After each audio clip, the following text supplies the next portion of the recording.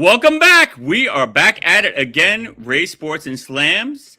Ready to start another Monday proper with nothing but heat and fire. Be sure to follow the podcast on Boink Studios YouTube, where you'll find plenty of shows reviewing everything from movies to music to video games, books, a lot more. We've got content dating back all the way to 2014. There's no paywall. Obviously, please give us a follow. Give us a visit to the website, boinkstudios.com. Plenty to talk about today, folks. Lots to talk about in the NBA, lots to talk about in baseball and the NFL. Let me bring my two amigos back from Houston, back from his little trip. The number one Wemby hater, Matt Garvin. What's up, sir? What's up, America? I'm back. So I just want to say, please like, share to Boink Studios. I was gone 1 week. Definitely tuned in America, but I'm happy to be with y'all again today. So we are excited for today. And also back in the saddle again, the man that said Michigan was going to do something, and he was actually right. So I have to give him his props. Shout out to Walter Duncan. What's up, my friend? I finally got something right, man. Glad to be here. Got to be back with my fellas and with the listeners. Let's go. Let's go, man. Lots to talk about. Say a quick hello to some people. Saucy Mama says, what's up? How about those Cougars? Jeffrey Peter, what's up, my friend? And Timmy Gonzalez, what's up? Sad day for me. Both women's and band basketball teams lost. He must be a Duke fan. I feel bad for you. Yeah. That's a little rough, dude. That's a little rough. I feel bad for you, too. All right. We're going to get into the number one topic of the day, and that is Mr. Hubert Davis was fired. Great North Carolina coach. He was a coach and got fired after posting 125, 154 record. Of course, 5 seasons. Despite a 2022 national championship game appearance, 2 consecutive early tournament exits, and a 19-24 record against top 25 teams led to the decision, which includes a buyout. And, you know, these things happen in these big market teams. There was a stunning 82-78 overtime victory to VCU in the first round of 2026, following a season where they lost 3 straight games. Yeah. So at the end of the day, you know, and we said this all fair, you are coaching a dynasty team. Your bar is set at a certain level at that point. You have to produce. You cannot have a losing record and can't be bounced out of the tournament 2 consecutive years in a row. A lot of people are barking that he shouldn't have gotten fired. My opinion is this: as good of a coach as he is, and as good of a guy he is, you know, you're coaching who you're coaching, and you got to expect that the bar, like I said, is much higher. So I feel like, you know, it was justified, dude. You can't have the boosters, you know, happy that this guy's led the team to 2 early exits. You know, this isn't Appalachian State. This isn't High Point. North Carolina, dude, you got to win. You have to win. So at the end of the day, you know, I'm sure he'll find work. He's a great coach. I think he'll make it somewhere. But, you know, I think the firing was justified. I'll go to Mack first. Do you think that the firing was justified? Do you think he'll find work relatively quickly? And just in essence, what do you think of this whole thing? You know, I'm going to piggyback with Ray briefly on what he said. You know, first things first, the man was there 5 years. This is not like it was 2 seasons and out the door. 2022, made it to the finals. Good for you. This is Tar Heels. This is where Michael Jordan laid the legacy and the foundation. He had a movie called Air that talked about his time when he was with the Tar Heels. You cannot have early, and then the fact of it was what? Correct me if I'm wrong. First or second round, gentlemen? First round? Round of 64. 64. 64? First yeah. round. Yeah. First round. Come on, man. Like, brother, like you're at a legacy school that is known for basketball. They have a football program too.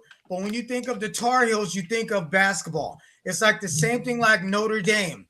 Notre Dame's got a hockey team. Notre Dame has got a lacrosse team. But we all know Notre Dame for one sport only, which is 100% defined as football. So this is one of the things where the early exit, nah, bro, you can't keep your job. No. Mm-hmm. And if he doesn't understand that, he knows he's at a program where you have to produce. We need results. We need boosters to want to pay this money to this school to keep our program thriving. You can't have this early exit. And I shouldn't say he got what he deserved. It just, what was I surprised? No. I would have been surprised if they'd have kept it. I'm like, ooh, 2 years in a row. Yeah. All right, Walt, what you got, bro? Man, look, we're a trio here. We're agreeing. We're all on one accord, in unison here. But like, I think that, you know, it was definitely justified. You know, North Carolina is one of those storied schools, right? They're used to winning. I think they have one of the greatest winning coaches. I forget his name. That used to coach there before. With the gray hair. Yeah. He's one of the winningest coaches in all of college, I think. You know, I know you're talking about Jordan's coach. Yeah, and so like, look, he started out great in 2021. They were a national championship runner-up, and then they were ranked number 1 going into the 2022. Dean something, season. right? Yeah, Dean Smith. Yeah, Dean Smith. So they were ranked number 1 going into the 2022-2023 season, just to miss the tournament. And then in 2023-2024, they made it to the Sweet 16. And then they got knocked out these last 2 seasons in the round of 64. So North Carolina wants to win, right? They're used to winning, right? And so I think that, you know, it is definitely part of the reason why they let him go. Even though he had a great winning percentage, it was almost 70%, right? So like he had a great winning percentage. He just didn't win enough for them. I agree. All right. My other question to you is, if he had coached for a smaller market school, do you think he would still be there? And my other question again is, do you think he'll find work relatively quickly? I'm going to say, in my opinion, he should go to he could stay in a big school, but just know the pressure's there.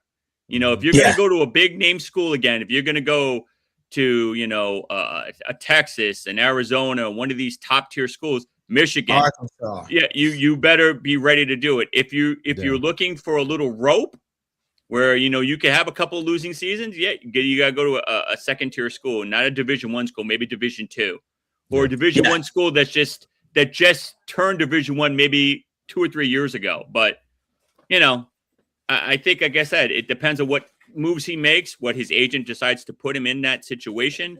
But Walt, I'll let you kick that off first. You know, what do you think, if you were his agent or his manager or was his friend, where would you guide him, and what do you think his next step should be? Hubert Davis,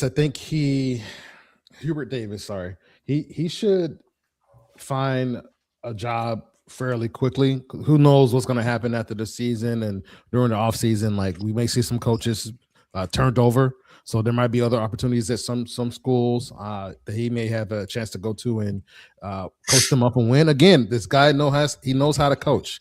He knows how to coach. He knows how to win. He just doesn't know how to win like on the big stage, right?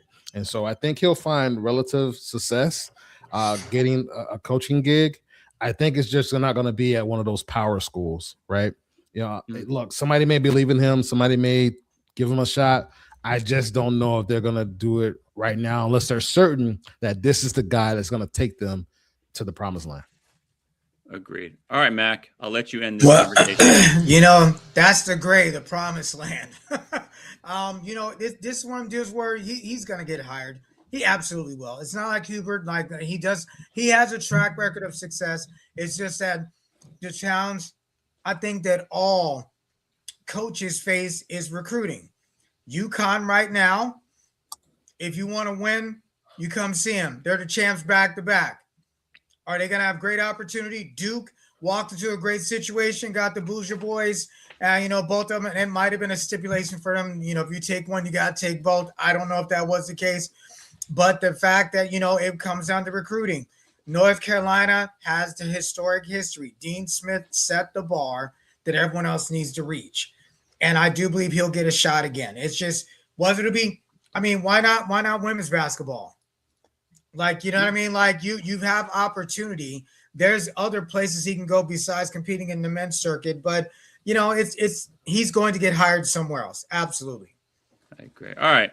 Yeah. Speaking of Final Four, we have our 4 teams lined up. Ooh! Yes, the men's Final Four is in Annapolis. Number 2, UConn. Illinois, number 3. Arizona, number 1. And Michigan, number 1. The semifinal match, UConn against Illinois. Arizona and Michigan, featuring a mix of offensive and elite defenses, dude. This is going to be a crazy series. Terrace Reed has been on fire. Braden Mullins has been on fire. Arizona is won by double, triple digits. They have that guy Tobe. And I know that, Michigan's got that lanky giant center. It's going to be an interesting matchups. I will say, in my opinion, I think it's going to come down to, defense. I think defense wins games. I'm going to go on a limb, and I'm going to say that Michigan will lose to Arizona in the next round. And they will be playing UConn in the championship game. The fat lady singing, I'm sorry, Walt. You ran into a brick wall, and it's called Arizona. You enjoyed this run. I gave you your receipts. I gave you your respect. I threw your love. But party's over. What you got, Walt?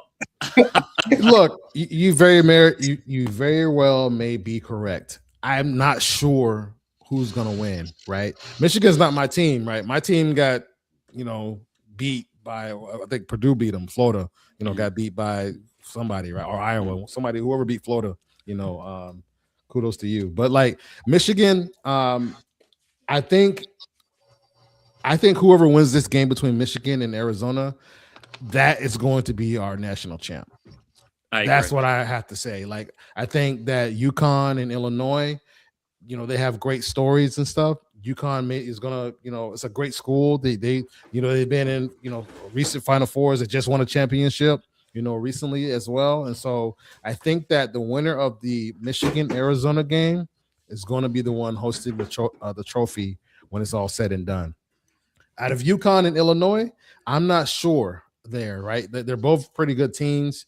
Duke did have UConn on the ropes, and I think Duke just got comfortable and let their foot off the gas because Duke was killing them. They were killing them, and especially in the first half, and then they took their foot off their throats, right? So, if Illinois comes out and like shoots lights out, then it'll be them in the finals. But I think no matter what transpires there, it's going to be between the winner of Michigan and Arizona, and that team, whoever that is going to be hoisting the trophy at the end of the day. No, I have to applaud that take. All right, Mac, what you got? Mac doesn't agree. I see a big disagreement. Yeah, here it comes. I don't know what Walt was watching or drinking to think that Michigan or okay, all right. Michigan, Arizona. I hear you. Someone has to win the game. Did you not watch the UConn and Duke game?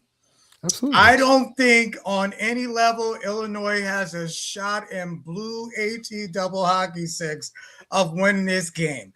That is called determination and will. They played from behind the whole game. Made the surge under 10 into 5 to 3 to 1 minute. And we all watched it. America was dazzled on the page. I was like, oh my God. I was stunned. I didn't think they had a shot. I'm like, Duke came out on four. Like the first quarter, we're like 7 minutes in. It's like 44-23. I'm like, what's going on with UConn? And, Mr. Hurley settled them down. Went in at halftime, was like, we're either going to win or we're going home. What are y'all going to do? And they turned it around. UConn has the momentum. We all know, just like in football, when you come out of halftime, like you score going right into halftime, and you just drove and come from behind and then come into the third quarter and score, come out the third quarter, the momentum on the other team wanes. And I'm sure, 100% sure, Mr. Hurley's like, do we want 3 or not? Who in the room wants 3? Who wants history? And whatever reason why, he can have that conversation. We've been here before. We just went through it. Everyone stay calm, relax. We got this. So I think that UConn's going to win hands down. Listen, Illinois is going to put up a fight. They're number 3 for a reason. UConn's number 2. But the UConn already knows and Illinois knows, bro, unless we come out early, they have it. They have that extra that other teams don't because of how the game was won. Walt and Jim Ray are absolutely ridiculous to think that UConn's not going to win. And you heard it here today, America. Write it down. UConn's winning the chip. Okay. First, before I rebuttal this, let me share some comments. Jeff Peter, why is the championship game on CBS instead of TBS so everyone can watch it? That's a good point. I don't know. It should be on CBS. That's ridiculous. I agree. I know they rotate every year, but you have a valid argument. And Timmy says, guys, if you look all fine, all these have big guys. Yes, but Arizona has the big guy. All right, Mac, I'm going to say this first. I know you're probably jet lagged and maybe, you're still Houston oriented. If you've watched Arizona, like my man Walt is, you've seen dominance. That team hasn't looked bad once. Arizona has stomped a mud hole and walked it dry in every team they faced. They haven't looked like they're about to lose a little bit. Like they look like they just like a robot. That team is stacked and decked and ready to play. They have. If you're playing spades, they have 8 and a possible. But so was Duke, Ray. You can't even compare. You're comparing apples and oranges. You're not even apples. This is apples and a piece of steak. Arizona is legit. I have to side with Walt on this, dude. The winner of that game is going to win the whole thing. But you know what? Like I said, you're back from Houston. You're probably, like I said, still a little jet lag. TSA was probably getting you a hard time. So it was 2.5 hours. Yes, I can imagine. Yeah. So I feel bad. Well, should we give him a pass this week?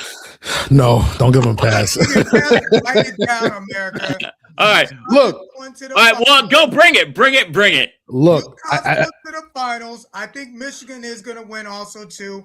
I mean, it's not the Fab Five freshmen. I mean, we'll never see that again. America, look it up who the Fab Five was in case you don't know.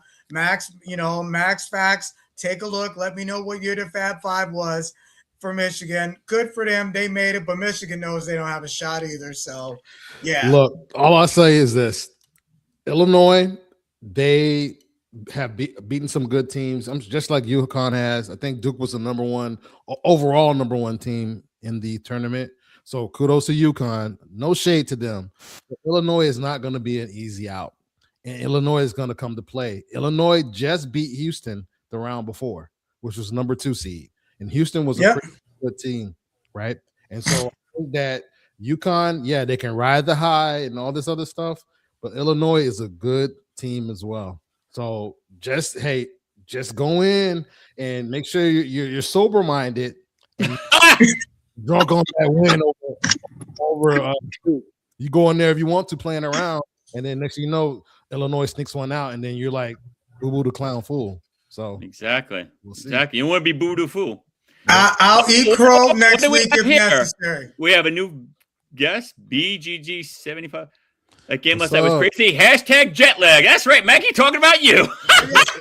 You have jet lag. You know what? I have to applaud that. Yeah. That's right. Jet lag, Mac. It's okay. We all have these moments. So you will see. All right, we're going to switch gears. We're going to talk about the 2 NBA expansion teams. Yes, folks, the NBA has expanded to 2 new teams. The NBA's Board of Governors officially authorized the league as of March 25th to explore expansion franchises in Seattle and Las Vegas with a target to begin in 28-29.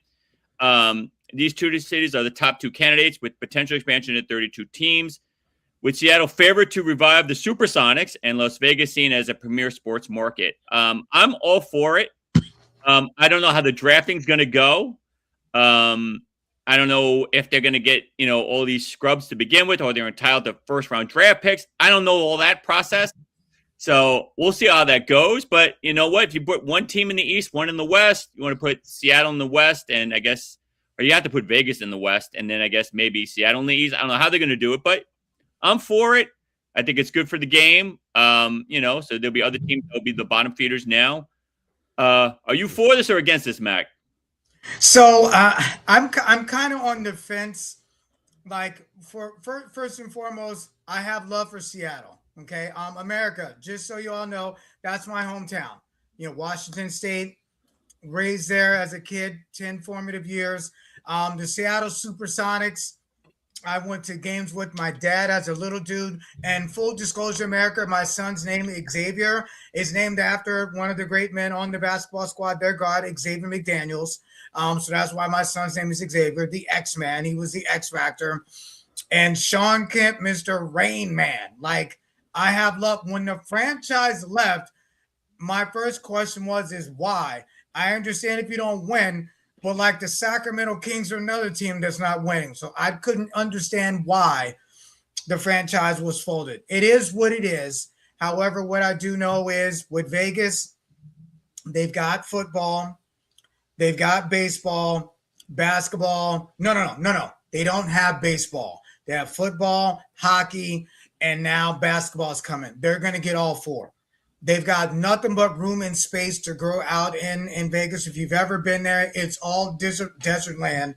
So they have the opportunity, and they will get another franchise. So Vegas, they're getting their team. So I think it's a good idea. My concern is this. Technically, Seattle would not be expansion. They would just fold it and back again. I know there's politics when it gets involved. If they'll rebrand with the same name again, I think they will make a push for it. So I don't know. I'm happy, but there's other issues in the league that they need to address that they know is more detrimental. So it doesn't happen to these expansion teams with this issue of tanking unofficially, as we know exists in the WNBA. That's my concern of all this with these expansion teams. Okay. Walt, what Look, you got, bro? I'm all for this. I think it's great for the league. I think it's going to be great for those cities. I loved watching the Seattle Supersonics play.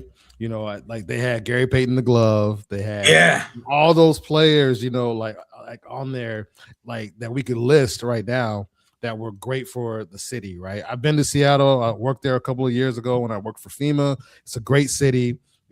People take great pride in their sports there, just like any other fans do. So I think they're going to show out when the Supersonics come back. I think it's going to be great for Vegas. I think, again, this is going to another great sports town. It's a great market for them. I guess I have to share Mack's sentiment. I don't know how those teams are going to fill out those rosters. How are you gonna bring marquee players there unless you look, they're gonna have a free a blank check, right? To like, hey, come to Seattle, you'll be the guy. Come to Las Vegas, you'll be the guy. You'll be the person out here. You'll be the face of the franchise. So you might get some players to come out there, especially with a lot of this new talent getting ready to come out. So you may see a lot of talented youngsters, go to these new expansion teams in the next couple of years and be off and running to the races, right? So I'm all for it. I'm excited. I don't know how the team is gonna, adjust everything. Are they gonna move a team that's in Central? Maybe they'll move Dallas to East, since it's Central time, and have those two teams over in the West. Who knows? I think they have to work on the logistics of it. But we'll see. Yeah, I mean, here's my thoughts. I think it's good. I agree with the Seattle thing. So, with three of us are in sync. I don't know if you're technically calling Seattle an expansion team because they were existing before. Some great players, great teams. So, I think for the guys who don't get shine now on a team, and they're actually pretty decent, but they're not getting the shine because they're on a team with SGA. They're on a team with Luka. They're on a team with Joker. Come to Seattle, come to Las Vegas. You could be that guy. You could get the shine. You could get extra minutes that you're not getting now because you're being behind these other people. So we shall see. You know what I mean? I feel like it'll be a big draw to those guys. The guys that are right on that all-star lineup, like right on the cusp of all-starness, and they just can't get there because they're not getting enough playing time because they're playing behind people like the ones I had mentioned. Mm-hmm. So, yeah, we shall see. Eric says, bring back the Supersonics, rich history of players. I'd be happy for the fan base there. 79 champions, Gary Payton. And Chris Patton's in the house. Chris, host of Bachman's Basement, host of the Patton Report, and he's going to be on our show soon. Chris, I don't want to hear no. You got to be on our show soon because you are Mr. Basketball, so I definitely want you on. Yeah. And my captain, Tom Clark's Detlef Schrempf. Yes. Great 3-point shooter. Yes. Yeah. I remember him. I remember. Oh, he said, all right, I'm holding you to the fire, Chris. You're coming on our show. He's a basketball ringer. Nice. Dude, just so you know, I'm sorry. Go ahead, Ray. He pretended he don't know hoop, and dude, he was rattling off stats. I'm like, such a ringer. I love him though. All right, we're switching to football, and oh boy, back again in the news, Mr. AJ Brown. Yes, the big baby. Despite persistent trade rumors, reports suggesting he provides a list of 4 potential trade destinations, including the Patriots and the Chiefs. While straight speculation continues, the Eagles have not yet moved him, and they have to wait until June 1st to act. My question to you guys is this. Do you see him getting traded? I say yes, because it's been brought up way too much. He's been too boisterous about being traded. He's actually mentioning teams now, like I said, like Kansas City, like New England. Dude, like, enough's enough. It's like, I have much love for both you guys. If you are just complaining left and right to other platforms that this show is terrible and I hate being here, yada, yada, yada, dude, it's like we got to part ways. At the end of the day, it is what it is. And I feel like with A.J. Brown, he's been bashing the Eagles, bashing Jalen Hurts, which I get because Hurts does hurt. Watching him play, it hurts. But, you know, he's being too much of a prima donna.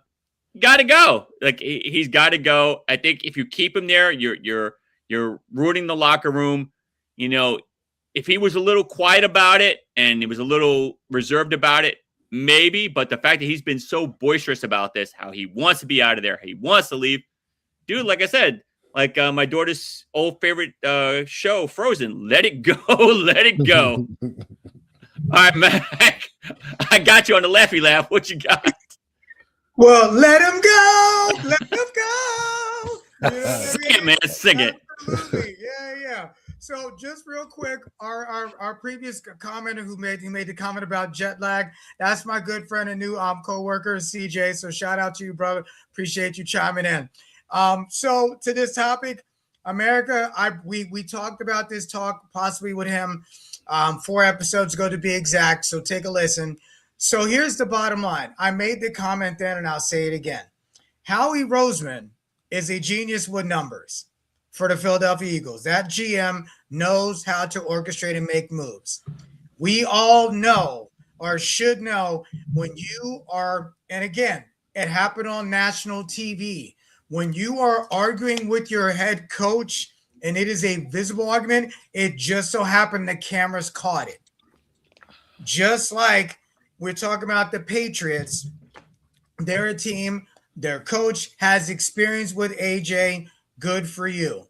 But when you see players make boisterous comments, it's the same thing that happened with Buffalo. Their number 1 wide receiver happens to be their wide receiver on the Pats right now, made some gestures to their quarterback on the sideline, like, what are we doing? What are we doing? Like, it was visible to see it. He's having this debate with Josh Allen. What happened? He was gone the next season.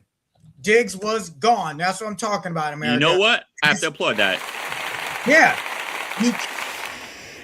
It made national TV, and that's why he's gone. He's gone. All right, Walt, what you got, my friend? So a couple of things, right? I think that, the Eagles, they're playing, their hand close to them. And, Howie Roseman put out a statement the other day saying, like, A.J. Brown is a member of the Eagles. And he was speaking, in present tense. He didn't say he won't be.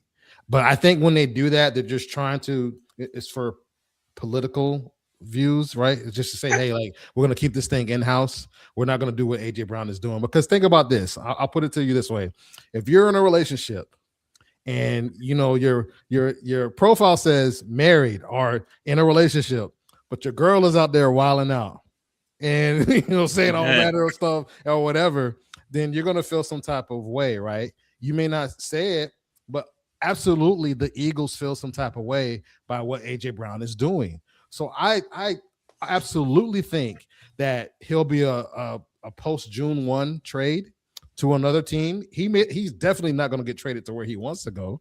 No. You know what I'm saying? They're going to send him to the team that gives him the best compensation for his services and that bigs them up in the future drafts, right? So AJ Brown absolutely is gone. There's no way to save this relationship. I understand about, arguing player coach and stuff like that, but that happens in sports, right? We've seen Travis Kelce do that with, his coach, in KC. They argue and then they're just like, hey, that happens in football. We're family, right? AJ Brown has broken the trust with the Eagles and he wants to get out of there. And even though they're playing it cool right now, I know the Eagles want him out of there. So he's gone, just like Mack said. All right. My question to you, and Matt brought up a really, really good point.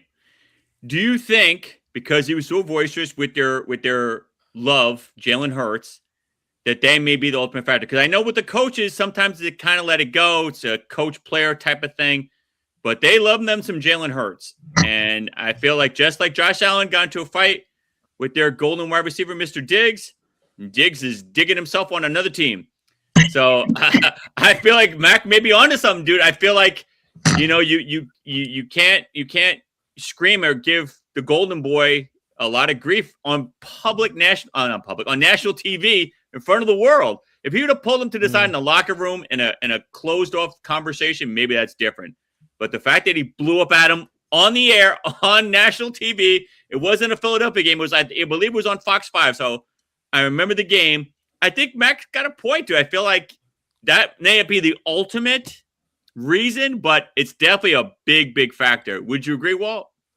That Jalen Hurts is the golden boy of the Eagles? No, that may be part of why AJ Brown will be gone. Absolutely. That could definitely factor in, especially when you have Jalen Hurts who just wants to win, who just wants to succeed for his team, who takes ownership of everything the way that he does. He owns it, right? Mm-hmm. He's like, he's steady Eddie when it comes to that team. And then you have AJ Brown, saying all manner of stuff, about him, and leaking stuff to the press. Then of course it factors in. Absolutely. Okay, Mack. Yeah, 100%. I'll give you another example with the same team. Donovan McNabb, T.O. We saw it on national TV live. He's walking up and down the sideline. T.O.'s right behind him, chirping in his ear. He's got his hand on him. He walks back over, and of course, they zoomed in on that, and he was gone the following season. He went to Dallas. I think he was with Dallas for, 2 seasons? Yeah. Jerry Jones is like, we've had enough of you two, out the door. Like, you know what I mean? Like, you can't do that. And, and it's unfortunate, too, because I understand it's competitive nature. I want the ball. So does the tight end. So does the running back. Like, you know what I mean? There's only one rock. You're on fire. Like, you know what I mean? Like, everyone can't have. We call plays for a reason. Then be open. And the fact that when he complained, they threw him the ball and he was missing them, bro, in the breadbasket numbers. And the excuse was, well, there's enough time to go around. Oh, but when you just complained you weren't getting the ball and we're throwing you the ball and you're missing catchable balls, not like 5 feet above his head. No, catchable balls and in your numbers, and you turn into Butterfingers. Like, no, then shut up. We don't want to hear from you no more. Yeah, it is what it is, dude. I agree. Mm-hmm. Let's read some comments. Timmy says, no, Timmy, no, do not send him to the Cowboys. That's horrible. I boo that one right now. You know what? That has to get a boo because problems. I don't want him on my team. That's a hard pass. That's not even an option. No to the no to the no to no. And Chris Patton says, are the Eagles going to eat some money if the contract doesn't seem easy to get rid of? I think in his situation, I think if he gets traded, and you guys can check this out, I believe the other team would have to pay some of that salary. I don't think the Eagles are going to eat the whole contract. Am I wrong, Walt? You're the math guy. It depends on what language is in there, right? So yeah, if the Eagles want them to pay some of that, cash considerations, they can definitely do that. If they're okay just taking draft compensation, it's all about the verbiage that goes into the deal, with the trade if they indeed trade him. That's my quarterback, man. That's That's hysterical. That's when my man Tio was crying. Mm-hmm. Yeah. Mhm. All right. Yeah, We're moving he sure gears, was. and we're talking about Mack's favorite guy, OBJ. So, what about my OBJ? God. Yes, OBJ is trying to make a run going back on the G-Men. As of 2020, there's a mutual interest surrounding the potential free agent, Odell Beckham Jr., 33 years old. In football years, correct me, Walt, and you're the math guy, that's what, 75 in football years? Yeah. After not playing the whole 2025-26 season, flying with the Miami Dolphins, he's reportedly looking healthy and training, trying to make a comeback, looking sharp in flag football, which is not football, but he calls it football. And they're using this as a barometer of his ability to play because, you know, he can run and not get tackled and, you know, people are half trying to pull a flag down. Is there any shot OBJ gets on the Giants squad and makes that team? I'm going to let Matt go first because I know he's Mr. Giants. I know he's got a lot to say, so go ahead. Listen, the man made a fashion statement with the I guess if you want to call it the streak in the middle of his head, the squirrel streak in the middle, no, skunk streak in the middle of his head, a thing. Like the guy became this icon of the sport, and he was amazing. When he left our team, I could not understand why we were letting him go. He was the only one that was scoring touchdowns and making points, and ownership had an issue with his behavior on the field. So what? He scored. He was doing it in the end zone where it mattered. When he left us, I said, who are you going to get replace OBJ? And they really didn't have a great answer since he's been gone. Period. I'm sorry, our guy right now. You know, Malik, that he's been the next guy that's been the it guy. Ever since he left, we have had dudes on the roster that are wide receivers, but, you know, trying to make a name for themselves. So am I happy? The only thing I could see, this could be a feel-good moment and let him retire a Giant. Is he going to be productive? The man won a chip with the Rams. Good for him. I mean, he didn't play in the Super Bowl, but he played during their season. So I think it's a feel-good story. I mean, I still got his jersey. I'd wear it again. Yeah. I have his jersey too. I use it to buff my car when it's dirty. Oh my gosh. Well, what do you got, my friend? Look, I think absolutely OBJ has a shot to make this team, right? I think he understands where he's at in his career. You know, I think he's in the twilight of that, and he wants to come back, you know, to play a season or two with the team that drafted him, right? The team that he put on the map, he put him on the map as well. Besides Malik Neighbors, can you name me any other receivers that are on that roster right now? No. Right. So they signed Darnell Mooney from the Falcons and Calvin Austin III from the Pittsburgh Steelers. But you know, those guys, you know, they're serviceable. But you look, you know, if you have a chance to get OBJ and you kind of like, you know, restrict or limit his minutes, he may get you some, you know, some yards, you know what I'm saying? And I think he understands where he's at as well. I think give him a shot. Doesn't guarantee that he's going to make it, you know, doesn't guarantee that his body's going to hold up as well. I know somebody say, you know, instead of Odell Beckham Jr., they call him Odell Bad Joints, you know, whatever. You know what I'm saying? So, like, OBJ. So like, we'll see what happens. All right, I say give him a shot. Yeah. Let me ask you one more question, Walt. I'll let you rebound on this one. Yeah. Jim Harbaugh was like, I like what I saw in his flag football. When did flag football become the barometer for playing on a team? I'm great at 2K. I don't think I could play in the NBA right now. So when did flag football become the benchmark for trying to play in the NFL? I know back in college, Mack was really good at flag football. I don't see him with a jersey playing in the NFL either. I remember he was really good. We had some flag football scrimmages in college. He was good.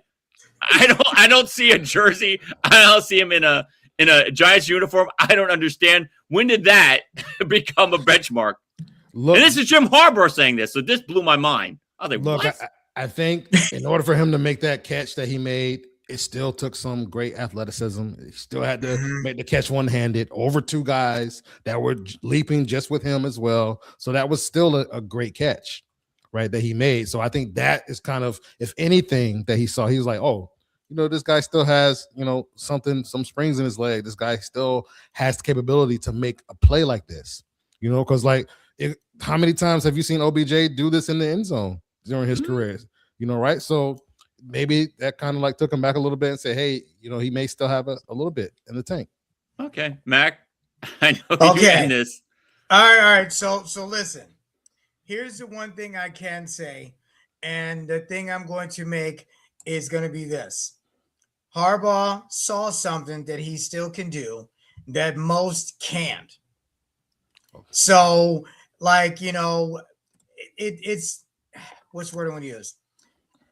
It's because he can still do some things that some players can, could be why, but on the same token, you're right. The bottom line is this: can you do that during a regular season, or for that matter, with three guys guarding you, or for that matter, are you going to brace for this hit when you come out the sky for making an amazing catch? So that's the concern, So I get it. It's one of them deals where can he do it consistently over a season, and will he avoid injury? So you know what I mean? If he can, great. I just think it'll be a feel-good moment where it'll put fans in the seats. There'll be cats that'll come in the season, into the stadium with his jersey back on again. It's a win-win. They could sign him for league minimum. He'd still want to. Yeah. So. All right. Eric Colon has a good one. OBJ, come on. I wouldn't waste my money on this dude. Move on from fantasy already. The Giants are one more than player away. And if they were, it would not be OBJ. No feel-good moment with the Giants. He is gone, done with this. You know what? I have given a couple of applauses today. I have to blood that too. Oh, my. All right, we're switching to baseball and the ABS Challenge. For those who don't know what's going on, starting this season, Major League Baseball is implementing an automated ball strike challenge system.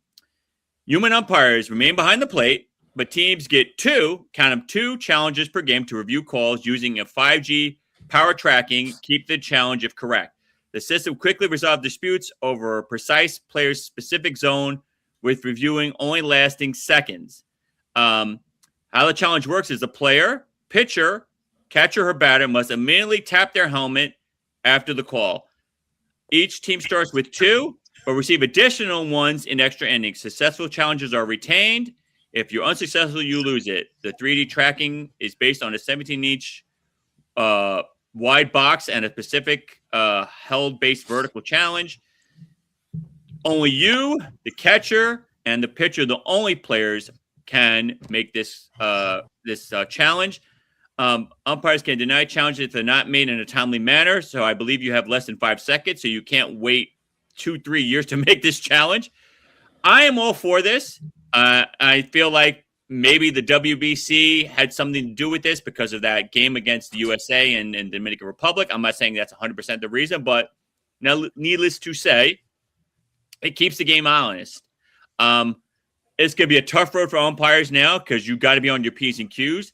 I think umpire school is going to be a lot harder now. It's going to become harder than going to Harvard or Yale because you better be on point. I think if you miss a lot of calls, you could probably end up going to the minors and doing stints there. So it's going to cost a lot from that perspective. I know the umpires are barking that, it's taking away tradition. I feel, if the game is on the line, if there are 2 outs, you're down by a run, you got a guy at second and third, it's a 3-2 pitch, and you call it a strike to end the game, and it's not, and you now have the availability to challenge, let's go. I'm for it. I think it's a good thing.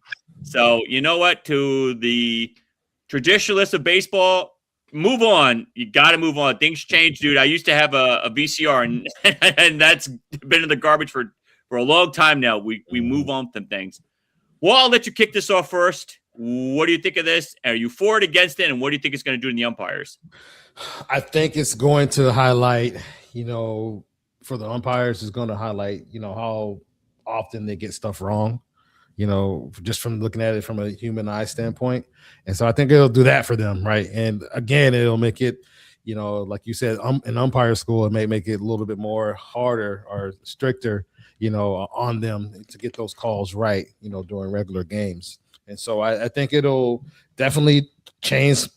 We haven't seen it change any outcomes yet, but it definitely may change some outcomes in the future games and stuff like that. I'd like to see how this is going to play out once October comes around and, seasons are on the line and stuff like that. So I want to see that. But there is one thing that I read when I was reading the rules, guys, and it said that if there's a malfunction, that the original call will stand and the team will not lose its challenge. That's if the system cannot track a pitch.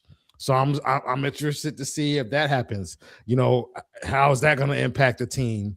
If all of a sudden there's a glitch in the system, and a ball that should have really been a strike is called a ball, and the person walks, right, and it changes the outcome or impacts the game due to that malfunction. So I don't think it's going to be perfect. I think they'll have to, after this season, see how it goes and, do some tinkering in the offseason. But again, I'm all for it. Okay, before I go to you, Mack, I will say this. I've seen 2 calls be overturned, and they were the right calls. So far, knock wood, they've been good. Okay. But, to your point, Walt, things could change. Mack, are you for this, against this? And, again, my question to you is, what are you going to do with the umpires? So my concern is going to be one big, huge thing that right now Major League Baseball faces is the speed of the game. This will cause delay in the game. It won't be long, mind you, but it's the fact of we got to review and we're going to cut to them reviewing. They're going to take a look at it and they're going to make a decision, I would imagine, under a minute, because it can't be this long conversation like we do with the NFL where they review and we, as fans, we see it. Like, how can they not see he's in bounds? And then, of course, they come back and say he's out of bounds. I'm like, are they looking at something different we're not seeing? Like, what do you mean? So my concern is going to be this. Are they going to show America what they're actually looking at if this is a question mark by the player? So that's my thing. Is it going to slow the game down? They're trying ways now to speed the game up to keep the audience watching a whole game. 9 innings is a long time. That's my only concern. Will it help teams? Absolutely. I had this question, America, off air. I thought this was going to be if a baseball hitter thinks he was wronged, will this be every guy up to bat? And then also, too, will the dugout figure out a way to communicate to pitcher or player to challenge or not? Will there we know they have signals now, like this stuff and everything else that they do that the that the coaches do on the side of the field. So that's my concern. All right. My rebut to that is you have, I think, like I said, less than 5 seconds to make this call. I believe it's 2 or 3 seconds to say, no, that was a ball. No, that was a strike if you're the pitcher. So I think it won't slow the game down too much.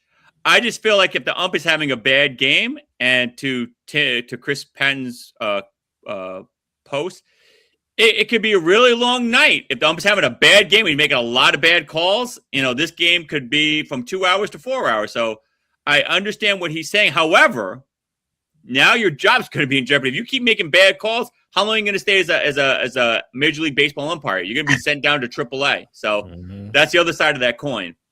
Walt, what do you think? No, I agree. I think that's why they put those time limits in there. Like the player or catcher, the hitter, the catcher, or the pitcher have 5 seconds to initiate the challenge. And then the challenge itself is going to be a 15-second review. So it's not going to take 15-second review. So never mind. It's not going to take long to review it, hopefully, unless there's a malfunction, because we haven't seen a malfunction yet. So we will see. Again, I think this is going to be tentative right now. We're going to see, and we're going to have to see if anything comes of it. Right now, like you said, Ray, everything's worked out so far. And the 2 times that I saw the highlights on SportsCenter earlier, and one of the managers got upset because he said he didn't know exactly if the pitcher challenged or not. because I think you have to tap your cap or tap your helmet to initiate that you want to challenge. And the pitcher kind of gestured that way, but the manager wasn't sure, so he came out and argued with the umpire. So we'll see. Yeah. Which slows the game down. Yep. Yeah, it slows the game down, but at the end of the day, like, you're not going to get screwed. You know it's in the dirt. You know that's a ball, and the umpire's, obviously he's blind and missed it. Things happen. We're all human, so I think it's just going to make the game more honest. So we shall see, dude. Speaking of baseball, Bo Bichette is in the news. You're saying, why is Bo Bichette in the news? It took the 7th inning of his 3rd game back before he started getting some boos. The Mets, after losing 4-3, 10-inning loss, Bo Bichette has been 1 for 14 with 8 strikeouts and is receiving some boos. He's being very, very cool about this. He's saying, I would be booing myself. I'm not doing what I'm supposed to do coming to New York. He's got to get his swing back. I know there's other players on the Mets that want his spot and they probably could take his spot. They signed him to a big year, a 3-year, $136 million contract. I like how he responded. He's not defending it. He's not saying, I'm having a bad. He's saying, hey, I'm just stinking right now. This is New York. This isn't Toronto. It's a different market. He's got to expect he's going to get heat. You got to produce in New York and LA. Those are 2 major markets, dude. You got to be on point. 1 for 14, 8 strikeouts is not a good start for him. I hope he gets his swing back. They're playing tonight against the Cardinals. We shall see. What do you think of his comments, Mac? Did you like how he responded? And do you think he'll snap out of this? Well, first things first, he knew he had to. 3 years, 126 million reasons why he needs to respond. Okay? This is New York. This is not Toronto off on some cliff somewhere. No. Blue Jays loved him. I mean, listen, the Blue Jays signed him, all right? That's the team he got drafted to. But when you make a decision to leave for the money, and we even talked about this in the offseason too, of like, hey, Bo Bichette's leaving. Toronto's like, why would he leave? They love him there. Like, but he went for the money. 3 years, 126 mil. The Mets paid him. And I'm pretty sure, Ray, at the time, we also had this discussion 10 episodes ago. We're like, I don't know what the Mets are doing, bro. We're just letting everybody leave. And I'm like, they got to be doing something. They got to be cooking something, bro. I wish they'll tell me because I'm tired. Like, and I got that. And they signed him. So he knew, PR said you got to make a comment. Maybe you didn't have to when you was at the Blue Jays, but here they will be booing. They will have signs saying Bo sucks. But like he has to know that when you come to New York, this market demands results, period. And so he's going to have to learn. If he was not a person who is good in front of the microphone, whether you're good or not, you're going to have to tell us something. They're not going to let you go unless you do. So I know for the fact he's going to have to figure this out. I hope he does not get the yips, brother, and that'll be the end of his. It'll be a bad deal, but he's got to get out of this slump, whatever you want to call it. He's going to have to. So I agree. Yeah. All right, Walt, what you got? Like Aaron Rodgers was famous for saying, like, calm down. It's all right. It's only 3 games. You know what I'm saying? So give him some time to get some wind under himself and get into it. He did say that, it's the pressure of succeeding in such a big market like New York, because New York fans are going to let you know what I'm saying, if you're sucking or not, as we saw that with the boo birds, right? And so I think that, we have to understand he doesn't have the worst batting average. He's in the bottom 10. Definitely, but Julio Rodriguez of the Seattle, what's the Seattle team? Mariners. Seattle Mariners. He has the worst batting average than Bo Bichette right now by a little bit. But I think there's still some guys that are gonna show out. I think in a couple of weeks and months, Bo's gonna turn it around, and this is just gonna be a story that we talked about at some point in the season. And Jeffrey says, should they send Bo Bichette down to the minor leagues to get his game back? You know what? I'm going to give him 2 or 3, 4 more games, see what happens. I wouldn't send him down because he's an all-star. I would bench him, help him get his head right, maybe let him get his swing back, make some extra batting Vientos is a solid third baseman. Bring Brett Beatty's a solid third baseman, so they could use those guys to take that position in the interim. But you can't pay this guy $136 million to go to the minors. That's ridiculous. So they got to do something. I don't know what they're going to do. This may fall on the hitting coach. Who knows? Like, hey, how come this guy's hitting like dog? You know what? So there's a lot of trickle down dominoes to this. It's going to go. Yeah. It's going to go from Bichette to the hitting coach to the Mets.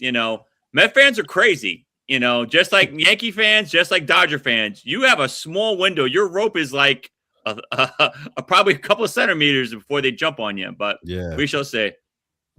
What you got, Walt? No, I totally agree. Mack? Yeah, man. He you're right. Hey, I didn't anticipate, this is such a bigger market. I understand. Please be patient with me. No, we're not. We're not. You're not going to eat at a restaurant if you lose a game. Your kids are going to take the heat at school and playground. It's a different beast here, bro. You can't. Different animal. You could do that in Toronto. You can be out a bad game and they'll be like, it's okay, Bo. We got you. Now, New York, we paid you, dude. Get your life right. Like, you know what I'm saying? Like, the boom is going to continue, man. You can't do that here. Mack is back now. I think the jet glad's finally kicking out. All right, we're going to the hoops. We're going to hoops, and we're talking about the Boston Celtics. Why are we talking about Boston Celtics? Because they're headed back to the playoffs thanks to another 50-win season. And quote-unquote Jaylen Brown starting to chirp. Not too bad for a gap year. And he poked fun the people who doubted him after Jason Tatum got hurt. Now he's starting to chirp that this is the team. I will start by saying, Jaylen, I think you should keep your mouth shut. You got to remember there's a big kryptonite called the New York Knicks that you, for some reason, cannot beat, just like the Knicks can't beat Detroit. I wouldn't start chirping this early. The playoffs have not started. There's still a bunch of games left. That's a comment that a rookie makes. Jaylen Brown's an all-star. He's definitely a candidate. I'm not saying he is, but he's a candidate for MVP. So I don't know why he's chirping like this, but Celtic fans, you back it up to your guy, but I don't know what you're doing. Mack, what do you think about him starting this chirpy? Man, this is the same thing like New York. Bro, know your lane. Boston has a legacy of winning. The machine is running. I hope this does not turn into an AJ Brown situation where running your mouth's going to get you run out of town. The man is talented. I understand why this guy over here was gone for the end of the season, beginning of the season. He just came back. Believe me when I tell you, they would have every reason to be a hot mess in March, but they're not. He was able to hold the team together. He is making a valid point to say this was my team. Tatum came back. He is going to plug in and get us where we need to go. But this was my team all season. I think he's entitled to make a comment or two, but it can't be to the detriment of the team and cause cancer in the locker room like AJ Brown's doing, who will be gone by he'll be gone by June 1st, trade line deadline. All right. Well, I mean, Mack Abdul-Jabbar just put up some very good points. So what do you think of what he said? Look, I understand why Brown said that, because people did write them off because Tatum got hurt in the playoffs last season. For his Achilles, and they were like, hey, they're not going to do anything this year because Tatum's gone. And so that was all in the tabloids and in the papers and online or whatever, and all over social media. And so Brown's like, okay, say less. And so he went out. He's been doing his thing. The team has rallied behind him because, look, they still had the core team that took them to the championship and won the chip a couple of years ago. Is still pretty much there outside of Porzingis, right? Mm-hmm. He's out in Golden State right now. So aside from that, they still had their core group except for Tatum. And they were able to compete and win against the current competition that's in the Eastern Conference. So kudos to Brown. Brown was just like, hey, for all the haters, he was just announcing it. For all the haters, I got receipts. I got Ray's receipts right here for you. You know what I'm saying? And so like that's what he was saying. He was just put up the receipts. Brown's not that guy that's gonna like he'll chirp. He's team guy first. He's not gonna do anything. You don't hear anything about him in the news for anything that he's done wrong or anything like that. Yeah. I'm gonna say, Brown, go ahead and speak your truth, man. It's all good. Yeah. I give him all his flowers for Max point and to your point. I would have never guessed that Boston would be a 50-win team this year without Tatum. So kudos to him. I always knew Jaylen Brown was that dude. I knew he was good like that. Again, like I said, until I see you dominate New York, which you haven't, I would keep the chirping a little to a minimum. He deserves all his accolades. He deserves all his props. But like, dude, like there's a big, big, big block of kryptonite for those who don't know Superman. That was his item that wilted his powers. That's Boston's kryptonite, but we shall see. Sticking to hoop, we're talking about the person that Walt doesn't like to talk about. Luka Mania, baby. 6 straight games, 30 points on fire in Fuego. He is not playing tonight because unfortunately he got his cystic technical, which is uncalled for. And I think the refs are just hating on him. They didn't want him to break Michael Jordan's 6-game, 30-point game because he would have broke it and gotten 7. So this is news because he would have gotten that record. Luka is closer now to MVP than he was a week ago. I'm going to go to Mack first because I know Walt is building up all that hate. So what do you think of Ozempic Luka? 30 points, 6 straight games, getting suspended, not be able to break the record tonight. Thoughts, Mack? What you got? All right. America, we all noticed the logo in our background is purple and yellow. If you haven't noticed, the Race Sports and Slams logo is purple and yellow. Let's go out on a limb here. Who's this guy's favorite team is? Let me guess. Houston? No, it's the Lakers, America. We will always talk about the Lakers on this show. We will always talk about Dallas. But all jokes aside, if the Lakers aren't in the news, in reference, the NBA does not have what's called disparity. They are a franchise where no news is good news, but when you talk about them, it's news that makes ESPN. So the fact that Luka's not playing tonight, I mean, he made some bad choices. Okay, you guys didn't touch on this last week, but I will say it here. If a player, his job is to get under your skin, and he does his job, and then you go too far, your contract says you should be able to keep your composure. But he's talking about his mom, his dad, his sister. I don't care who he's talking about. We are paying you money to remain calm under pressure. No need to act ill. Listen when I tell you, boy, he should have chilled, or this suspension would not have happened. He was defending. I don't care what he was doing. The bottom line is we pay you too much money. Walt, the best ability is what? Availability. Exactly. Now he can't break the record because he's not playing Ray. He can't keep his composure together, and someone did their job and got under his skin. I thought Walt was a hater. I thought Walt was a hater. I'm sorry. I'm not a hater. I'm just saying they're paying you too much money to remain calm, and he couldn't do that. All right, Walt, what you got? Mack hit this out of the ballpark. I got to give you kudos on this, man. Like, you're absolutely right. Luka, he's a dynamic player. The Lakers have been on a run as of late. These guys are looking like contenders now. I think they've found their stride. Look, get it out of the way. Luka, you got suspended. You can get some rest because I know he's been dinged up here or there. Take this break off and then pop off in the playoffs. You know what I'm saying? Like, come back with a vengeance. Because Luka, he talks his junk, right? He talks his smack, and so that's why he got 16 texts, Ray, because he talks trash. You know what I'm saying? Oh my God! If anybody should stop chirping, it should have been. You said that's for Brown. But it should have been Luka.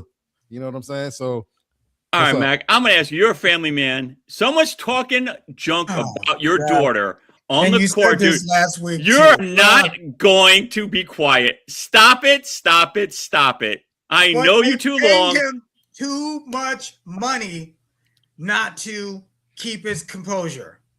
They pay him too much. Listen, trash talk is a part of the game. So I'm asking You don't know it. you're Gary getting paid, Payton- and I am talking horrendous stuff about your kids. You're letting it go. Walt, what you got? Best ability is what, Walt? Availability. So you're letting it go. So hold on. Can I ask a question? Yeah. Michael Jeffrey Jordan, was he ever suspended like for a game for like 16 techs? I don't know. You know what I'm saying? God, But here like we go. people used to come Yeah. for Jordan. People used to come at Jordan. And you know how he showed them, how he shut them up with his play. He would go out there and say, like, you know what? You talking junk?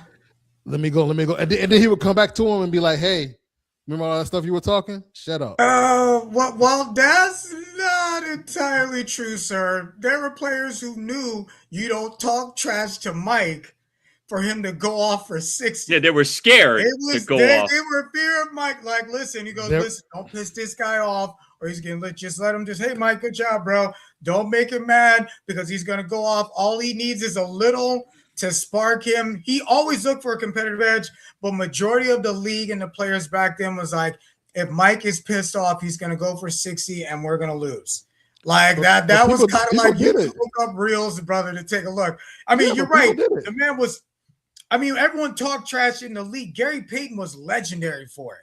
Yeah. You know what I mean? Dennis Rodman would just make you mad, but if he could do that to get you off your game, why not? Look what happened to your boy Luka. He's not playing. Someone got him off his game. Again, you didn't answer my question. Someone is talking smack about your kids in the game. Are you letting that go?